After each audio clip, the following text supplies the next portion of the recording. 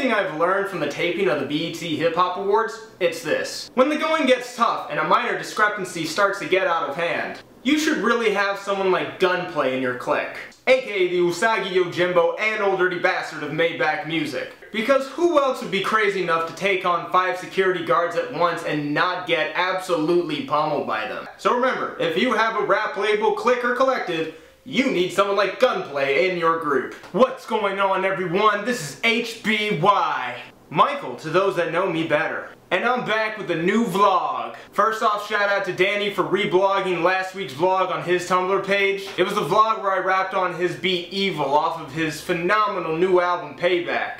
Buy it off iTunes, I absolutely recommend it. And I also recorded an episode of the podcast The Caress and the Claw that should be up very soon on iTunes as well. Shout out to Albert Corrado for the interview. We went in depth on everything from my upbringing to my musical process. It was a good interview.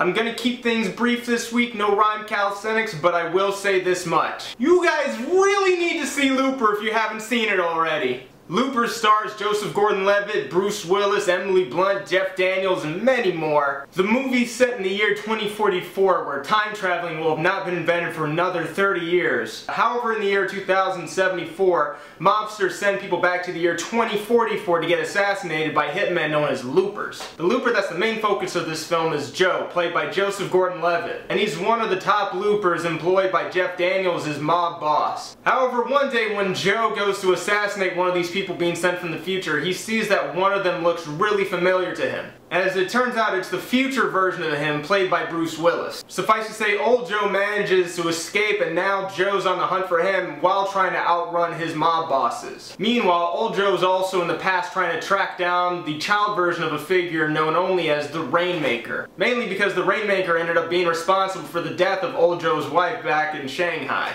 Emily Blunt does a good job at playing Sarah, a woman that Joseph Gordon-Levitt's Joe eventually befriends midway through the movie. I won't get into a whole lot else about the film because it does contain some major plot points and spoilers. Riam Johnson did a phenomenal job directing this movie, and I'd say it's definitely one of my favorite films of 2012. So if you haven't seen Looper yet, I definitely recommend going out to the movie theater to watch this. But now, we've come to the end of this week's vlog. Subscribe to my YouTube channel at youtube.com/iamHBY. You can also follow me on Twitter and Instagram at iamHBY. You can check out my regular blog at iamHBY.tumblr.com, soundcloud.com/H-B-Y for my music. I'm also selling prints of my Instagram pictures at instacanv.as/iamHBY. But anyways, that's gonna do it for me for this week. You're all fantastic. Continue to stay awesome, and I will see you next time.